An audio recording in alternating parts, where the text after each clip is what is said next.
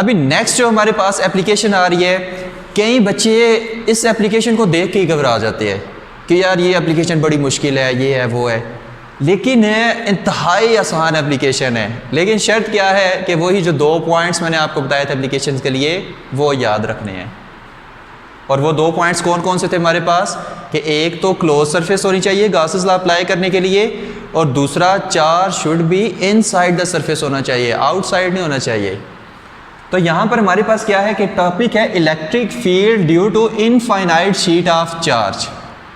Electric field due to infinite sheet of charge कि electric field intensity find करें कि अगर हमारे पास कोई इनफाइनाइट शीट हो तो उसके इर्द गिर्द इलेक्ट्रिक इंटेंसिटी की वैल्यू फाइंड करनी है।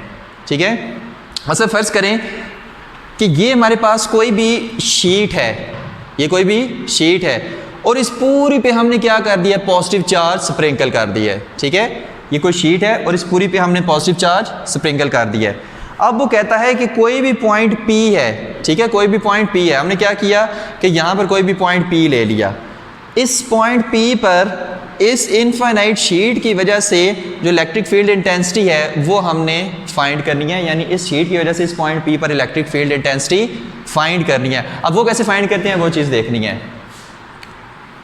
यहाँ पर एक हमारे पास लफ्ज़ है कि इनफाइनाइट शीट, इनफाइनाइट शीट, इसका कॉन्सेप्ट हम जाके इसी लेक्चर में आपको आगे जाके इसका कॉन्सेप्ट देते हैं कि असल में इसका मतलब क्या है। फिलहाल यही बस याद रखें, एक बड़ी सी शीट है, electric field intensity point P पर फाइंड करनी है। अब हमारे पास पहला रूल हमें क्या कहता है कि सरफेस शुड बी क्लोज्ड, लेकिन ये तो क्लोज सरफेस नहीं है, ये तो हमारे पास ये शीट है और ये यहाँ पर इलेक्ट्रिक फील्ड इंटेंसिटी फाइंड करिए, क्लोज सरफेस कहाँ पर आई। तो वही पुराना कॉन्सेप्ट याद करें कि अगर क्लोज सरफेस नहीं है तो हम फिर गॉसेस लॉ अप्लाई करने के लिए एक इमेजिनरी सरफेस इसके गिर्द बना लेते हैं जिसको हम गॉसियन सरफेस कहते हैं। तो यहाँ भी हम ऐसे ही करेंगे कि इस पॉइंट को क्लोज करने के लिए मैं क्या करूँगा कि एक क्लोज सरफेस बना लूँगा।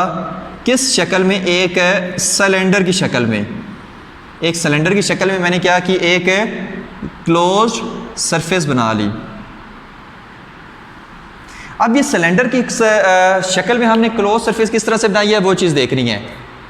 अब ये हमारे पास क्या है, इनफाइनाइट शीट है और ये फर्ज कर रहे हैं वो सिलेंडर है, ठीक है, जिसमें क्या कह रहा है कि मैंने इसको इमेजिनरी सरफेस, अब इस सिलेंडर को इस सरफेस में से गुजार देना है, यानी ये इस सरफेस में से गुजरेगा तो आधा सिलेंडर इस तरफ, आधा सिलेंडर इस तरफ हो जाएगा।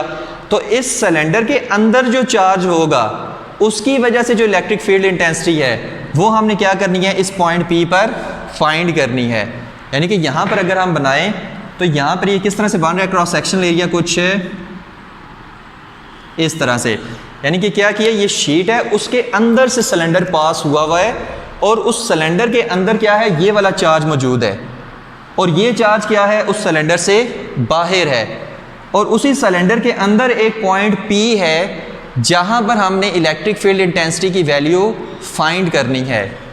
तो कंडीशन तो पूरी हो गई। पहली कंडीशन क्या थी गॉसेस लॉ की, कि क्लोज सरफेस हो, तो भाई सिलेंडर क्या है, उस शीट के अंदर एक क्लोज सरफेस ही तो है। और दूसरी कंडीशन हमारे पास क्या थी कि charge should be inside the surface, तो हमारे पास ये चार्ज इनसाइड द सरफेस ही तो है। अब हम इस पे गॉसेस लॉ अप्लाई कर सकते हैं। अब हम कह सकते हैं कि एप्लीकेशन ऑफ गॉसेस लॉ अब हम इस पे अप्लाई करेंगे। अब देखें कि यहाँ पर पॉइंट P पर मालूम करनी है, तो यहाँ पर ये जो चार्ज है, इलेक्ट्रिक फील्ड की डायरेक्शन अब हम बनाने लगे हैं। यहाँ पर अगर ये हमारे पास शीट है तो पॉजिटिव चार्ज से इलेक्ट्रिक फील्ड लाइंस क्या करती हैं, अवे मूव करती हैं, इधर भी अवे मूव करेंगी, इधर भी अवे मूव करेगी। तो यहाँ पर जो इलेक्ट्रिक फील्ड की डायरेक्शन होगी वो हमारे पास किस तरह से होगी, पॉजिटिव से बाहर की तरफ इलेक्ट्रिक फील्ड लाइन्स निकलती हैं, लिहाजा यहाँ पर जो इलेक्ट्रिक फील्ड की डायरेक्शन है वो किस तरफ होगी, इस तरफ। इलेक्ट्रिक फील्ड लाइंस की डायरेक्शन यहाँ से क्या होगी, आउटवर्ड होगी, क्योंकि पॉजिटिव चार्ज से आउटवर्ड। शीट के इस तरफ भी चार्ज निकल रहा है, शीट के इस तरफ भी इलेक्ट्रिक फील्ड लाइंस निकल रही हैं और इस तरफ भी इलेक्ट्रिक फील्ड लाइंस निकल रही हैं। अब इस पॉजिटिव चार्ज की वजह से इधर भी तो इलेक्ट्रिक फील्ड लाइन निकल रही है क्योंकि इस तरह से निकलती है। तो यहाँ पर इलेक्ट्रिक फील्ड लाइंस इस डायरेक्शन में, क्यों, क्योंकि पॉजिटिव चार्ज से अवे मूव करती हैं। यहाँ पर अगर देखा जाए वेक्टर एरिया किस तरफ है, देखिए वेक्टर एरिया का मैंने पहले बताया था कि हमेशा क्लोज्ड सरफेस के आउटवर्ड होगा लेकिन प्लेन सरफेस के परपेंडिकुलर होगा। तो अब सिलेंडर की ये क्या है, एक क्लोज्ड सरफेस है, तो इसके वेक्टर एरिया आउटवर्ड, तो यहां पर वेक्टर एरिया किस तरफ बनेगा, इस तरफ, इसी तरफ, जहां पर इलेक्ट्रिक फील्ड है वहीं पर एरिया भी बनेगा। अब यहां पर देखें एक ये क्लोज सरफेस है, अब इसका अगर वेक्टर एरिया बनाना चाहें तो वेक्टर एरिया इनसाइड ही बनेगा। क्यों? क्योंकि क्लोज सरफेस के इनसाइड वेक्टर एरिया लेना अलाउड नहीं है, तो इसका वेक्टर एरिया भी क्या बनेगा, आउटसाइड बनेगा। लेकिन प्लेन सरफेस के साथ कौन सा एंगल बना रहा है, 90 डिग्री का एंगल बना रहा है। प्लेन सरफेस के परपेंडिकुलर होगा लेकिन क्या होगा कि आउटवर्ड होगा। अभी नेक्स्ट चीज़ हम देखने लगे हैं कि इसका फ्लक्स हम कैसे कैलकुलेट करें। याद रखें कि अगर क्लोज सरफेस का फ्लक्स मालूम करना है तो हम क्या करते हैं कि उसको स्मॉल पैचेस में डिवाइड करते थे और उन सब के फ्लक्स को कैलकुलेट करके प्लस करके तो हम टोटल फ्लक्स कैलकुलेट करते थे। लेकिन यहाँ पर फ्लैट सरफेसेस कितनी बन रही हैं, एक ये बन रही हैं, तो सबसे पहले हम इधर फ्लक्स नोट करेंगे। इसको मैं कह देता हूँ कि φ1। पहले हमने मालूम करना है कि इस सरफेस के पास फ्लक्स कितना है, फिर हम ये सरफेस बन रही है तो फिर हम यहाँ पर फ्लक्स मालूम करेंगे φ2। लेकिन एक सिलेंडर का एक ये क्रॉस सेक्शनल एरिया होता है, एक ये क्रॉस सेक्शनल एरिया होता है, लेकिन ये कर्व्ड सरफेस भी तो होती है, ठीक है। तो उस कर्व्ड सरफेस पे जो हमारे पास एरिया होगा, वेक्टर एरिया होगा, वो क्या होगा, अपवर्ड। क्यों? क्लोज सरफेस के बाहर लेकिन प्लेन सरफेस के साथ वेक्टर एरिया का एंगल 90 डिग्री बनना चाहिए, ठीक है। 90 डिग्री, ये हमारे पास क्या हो जाएगा, 90 डिग्री बनना चाहिए। तो एक फ्लक्स हम इस कर्व्ड सरफेस के गिर्द मालूम करेंगे, तो इसको मैं नाम दे लेता हूँ φ3 का। तो सबसे पहले सिर्फ इतनी चीज़ को नोट करें कि पहले हम फ्लक्स φ1 मालूम करेंगे, φ2 मालूम करेंगे, φ3 मालूम करेंगे। जब हम इन सब को ऐड अप कर देंगे तो हमारे पास टोटल फ्लक्स निकल आएगा, वहीं से हम इलेक्ट्रिक फील्ड इंटेंसिटी की वैल्यू निकालेंगे। ये चीज़ बस याद रखनी है कि फ्लक्स निकालने के लिए टोटल फ्लक्स पहले लेते हैं। तो यहाँ पर इसका हम मैथमेटिकल स्टार्ट करते हैं। तो टोटल फ्लक्स निकालने के लिए φe is equal to φ1 plus φ2 plus φ3 हम लेंगे, ठीक है। तो यहाँ पर क्योंकि ये क्या है, ये एक फ्लैट सरफेस है, तो φ1 हमारे पास क्या होगा, EA cos theta, φ2 EA cos theta, φ3 EA cos theta. अब यहां पर देखना है, सबसे पहले हम देखते हैं कि φ1 के अक्रॉस क्या होगा, इसके अक्रॉस देखने वाले हैं। तो φ1 में देखें कि इलेक्ट्रिक फील्ड लाइंस की डायरेक्शन भी इसी तरफ है, एरिया वेक्टर की डायरेक्शन भी इसी तरफ है, एंगल कितना होगा, 0 डिग्री। तो यहां पर हम क्या लिखेंगे कि EA cos 0 degree, cos 0 degree plus, अब इसका देखने लगे φ2 का। φ2 का हमारे पास देखें यहां पर ये वाला एरिया था, अब वेक्टर एरिया किस तरफ है, इस तरफ, इलेक्ट्रिक फील्ड भी किस तरफ है, इस तरफ, तो दोनों के दरमियान एंगल कितना बन रहा है, 0 डिग्री का बन रहा है।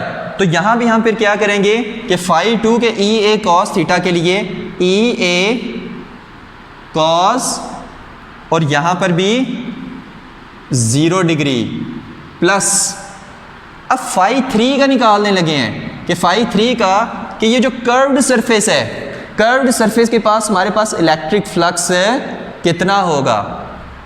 कर्व्ड सरफेस में देखें कि वेक्टर एरिया हमारे पास किस तरफ है, अपवर्ड, और इलेक्ट्रिक फील्ड लाइंस किस तरफ हैं, आगे की तरफ, ठीक है। इलेक्ट्रिक फील्ड लाइंस किस तरफ हैं, फर्ज करें इस तरफ हैं, तो दोनों के दरमियान एंगल कितना बन रहा है, 90 डिग्री। तो यहाँ पर जो हमारे पास EA cos थीटा होगा वो क्या होगा, EA cos 90 डिग्री होगा, EA cos 90 डिग्री होगा। अब यहाँ पर हम कैसे फ्लक्स कैलकुलेट करेंगे, यहाँ पर क्या बन जाएगा, EA, क्योंकि cos 0 1 होता है, और यहाँ भी EA क्योंकि cos 0 1 होता है, और यहाँ पर cos 90 0 होता है, लिहाजा प्लस ई ए इंटू 0 0 बन जाएगा कि इस कर्व्ड सरफेस के गिर्द कोई फ्लक्स नहीं है। क्यों? क्योंकि इलेक्ट्रिक फील्ड लाइंस किधर जा रही हैं, एक इस तरफ जा रही हैं, एक इस तरफ जा रही हैं, ऊपर की तरफ नहीं आ रही। तो यहाँ पर हमारे पास जो टोटल फ्लक्स निकला वो कितना है, ई ए प्लस ई ए कितना बन गया, 2E A। अब यहाँ से हम वैल्यू निकाल लेंगे इलेक्ट्रिक फील्ड इंटेंसिटी की। अब याद रखें कि फ्लक्स हमारे पास ये कौन सा है, ये क्लोज्ड सरफेस का फ्लक्स है, क्लोज सरफेस के लिए है, ठीक है। और क्लोज सरफेस के लिए गॉसेस लॉ हमें क्या कहता है कि Q by epsilon not, Gauss's law की वैल्यू जस्ट पुट की है, phi E is equal to Q by epsilon not, जो गॉसेस लॉ की वैल्यू थी कि जिसमें Q should be inside the surface होना चाहिए, इज इक्वल टू 2EA। ये फिलहाल इक्वेशन याद रखनी है। अब यहीं से हम क्या करेंगे, इलेक्ट्रिक फील्ड इंटेंसिटी की वैल्यू फाइंड करेंगे।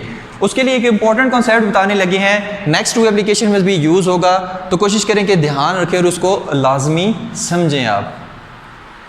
अब यहाँ पर देखें कि सिर्फ इतनी सरफेस में चार्ज इनक्लोज्ड है, इस सरफेस के साथ हमारा ताल्लुक ही नहीं है, ये जो हमारे पास ये चार्ज है इसके साथ हमारा ताल्लुक ही नहीं है, क्योंकि जो चार्ज इनक्लोज्ड है वो सिर्फ इस सिलेंडर के अंदर है। मतलब ये अगर शीट है, इसके अंदर से मैंने क्या किया, इस सिलेंडर को पास कर दिया है, तो आधा सिलेंडर इस तरफ, आधा सिलेंडर इस तरफ होगा। तो चार्ज क्या है, ये जो ऊपर इस सिलेंडर के चार्ज और नीचे चार्ज, से हमें गरज ही नहीं है। गरज हमें किससे है कि ये जो इस सिलेंडर के अंदर चार्ज है जिसकी हम इलेक्ट्रिक फील्ड इंटेंसिटी फाइंड कर रहे हैं। तो वहाँ पर देखें कि फ़र्ज़ करें ये जो सिलेंडर का ये क्रॉस सेक्शनल एरिया है जो इस पेज के अंदर से गुजर रहा है, वो हमारे पास कितना है, A है, ठीक है। और इस सिलेंडर के अंदर जो चार्ज मौजूद है, ये जो पॉजिटिव पॉजिटिव पॉजिटिव पॉजिटिव, ये कितना है, Q है। तो अगर हमारे पास चार्ज भी है, क्रॉस सेक्शनल एरिया भी है, तो फिर हम सरफेस चार्ज डेंसिटी निकाल सकते हैं कि इस छोटी सी सरफेस में कितना चार्ज पड़ा हुआ है। सरफेस चार्ज डेंसिटी हम इसे निकाल सकते हैं, और वो हमारे पास क्या बनेगी, sigma is equal to Q by A। ये याद रखना है, where sigma is the surface charge density, sigma is the surface charge density, surface charge density, और Q इसमें क्या है, उस सरफेस के अंदर जो चार्ज इनक्लोज्ड है, एरिया क्या है, उस सिलेंडर का क्रॉस सेक्शनल एरिया। तो सरफेस चार्ज डेंसिटी कि इस सरफेस में कितना हमारे पास चार्ज डेंस है, तो वो कितना है, Q बाई A हमारे पास आएगा। तो यहाँ से एक इक्वेशन में निकाल सकता हूँ, क्या मैं इस sigma is equal to Q by A को, यहाँ पे हल्का सा डबा बनाए कि ये अलग है, क्या मैं sigma is equal to Q by A को लिख सकता हूँ कि Q is equal to sigma A, लिख सकते हैं। अब करना हमने क्या है कि इस Q की वैल्यू को, सिर्फ एक स्टेप इसका रह गया है, उसके बाद टॉपिक खत्म है। इस Q की वैल्यू को जो कि सिग्मा A है, इस Q की वैल्यू जो हमारे पास ये निकले यहाँ पर पुट कर देना है बस, और कुछ भी नहीं करना। फिर बता रहे हैं कि इस Q की वैल्यू को यहाँ पर पुट कर देना है, तो हम इलेक्ट्रिक फील्ड इंटेंसिटी फाइंड कर सकेंगे। यहीं पर देखते हैं कि अगर Q की जगह मैं सिग्मा A पुट करूँ तो क्या आएगा, sigma A divided by epsilon not is equal to 2EA। अब यहाँ पर देखें A से काट जाएगा, ठीक है, और E अगर हमने निकालना है तो 2 ये जो है, ये 2 जो है ये नीचे जाके क्या हो जाएगा, डिवाइड हो जाएगा, नीचे जाके इधर डिवाइड हो जाएगा। तो हमारे पास जो लास्ट में आंसर इसका आएगा वो क्या आएगा, क्योंकि हम इलेक्ट्रिक फील्ड इंटेंसिटी फाइंड कर रहे हैं, E is equal to sigma over 2 epsilon not. तो इसी तरह हमने देखा कि ये जो हमारे पास इलेक्ट्रिक फील्ड है, इसका फार्मूला कह रहे हैं सिग्मा ओवर 2 एप्सिलॉन नॉट, यानी कि ये डिपेंड कर रहा है सरफेस चार्ज डेंसिटी और मीडियम के ऊपर।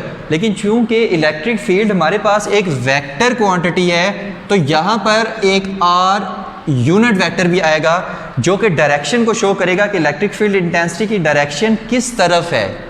अभी हम देखने जा रहे हैं कि मैंने कहा था कि इनफाइनाइट शीट हम इसको किस वजह से कहते हैं, कि ये जो इनफाइनाइट शीट हम यूज़ करें कि किस वजह से कहते हैं, उसका कॉन्सेप्ट हम देखने लगे हैं कि आखिर ये हम इसको इनफाइनाइट शीट है क्यों कहते हैं। तो याद रखिए कि जो हम इनफाइनाइट का वर्ड यूज़ करते हैं वो हम किसी चीज़ से रिलेटिव होकर वर्ड यूज़ करते हैं, ठीक है। अगर उसने लिखा है कि इनफाइनाइट शीट, इसका मतलब ये नहीं है कि कोई बहुत बड़ी सी शीट है जो कि स्पेस से भी बाहर जा रही है, इनफाइनाइट शीट है, ठीक है। ये हम रिलेटिव लेते हैं, और रिलेटिव किस तरह से लेते हैं वो चीज़ देखनी है। अब यहाँ पर देखें कि ये एक पूरी शीट है और यहाँ पर हमने क्या किया था, इलेक्ट्रिक फील्ड इंटेंसिटी मालूम करनी थी। अगर मैं कहूँ कि ये जहाँ पर मालूम करनी है, ये डिस्टेंस कितना है r, ये डिस्टेंस कितना है r, तो ये जो डिस्टेंस r होता है, इस डिस्टेंस के रिस्पेक्ट से ये जो हमने पॉइंट P पर हमने इलेक्ट्रिक फील्ड इंटेंसिटी मालूम करनी है और उसका डिस्टेंस r है, उस रिस्पेक्ट से ये शीट काफ़ी बड़ी होती है, जिसकी वजह से हम इसको इनफाइनाइट शीट कहते हैं, ठीक है। नहीं ना समझ आई, अभी आ जाएगी। यहाँ पर देखें कि कोई भी हमारे पास ये शीट है, मैंने क्या कहा था कि ये पॉजिटिव चार्ज इस पर पूरा सब फैला हुआ है, और मैंने क्या कहा कि distance should be very small. अब ये मार्कर की आपने टिप पे गौर करना है, ये क्या है, पूरा पॉजिटिव है, और मुझे कहा जाए कि यहाँ पर इलेक्ट्रिक फील्ड इंटेंसिटी फाइंड करो। मार्कर की टिप आप देखें कि इस चार्ज से शीट के कितने ज़्यादा करीब है, तो इस मार्कर के टिप से लेकर इस बुक का तक का जो डिस्टेंस है उसके रिस्पेक्ट से ये शीट काफ़ी ज़्यादा बड़ी है, जिसकी वजह से हम इसको इनफाइनाइट कहते हैं। किस तरह से वो चीज़ देखनी है। अब देखिए, अगर मैं इस बुक को यहाँ से देख रहा हूँ तो ये बुक मुझे छोटी सी नज़र आ रही है, ठीक है। अगर मैं इस बुक को यहाँ से देख रहा हूँ तो बुक थोड़ी बड़ी नज़र आएगी। अगर मैं वो एक आंख बंद करके इस बुक को यहाँ से देखूँ तो मुझे क्या होगा कि इस बुक के अलावा कुछ नज़र ही नहीं आएगा। अब मेरे लिए क्या होगी, जब मैं इसको बहुत ज़्यादा करीब से देखूंगा, अब ये बुक मेरे लिए इनफाइनाइट हो गई है, ठीक है, कि इसके अलावा मुझे कुछ नज़र ही नहीं आ रहा। तो इसी तरह जब हम कोई पॉइंट P छोटे से डिस्टेंस पर लेंगे, यहाँ से इस टिप को देखना मार्कर की, तो उस पॉइंट P के लिहाज से जो उसका डिस्टेंस है इस शीट से, उसके लिहाज से ये शीट क्या है, काफ़ी बड़ी है, इनफाइनाइट है, ठीक है, जिसकी वजह से हम कहते हैं कि electric field due to infinite sheet of charge, कि ये जो डिस्टेंस है ये हमने छोटा लेना होता है, जिसकी वजह से ये शीट इनफाइनाइट बनती है।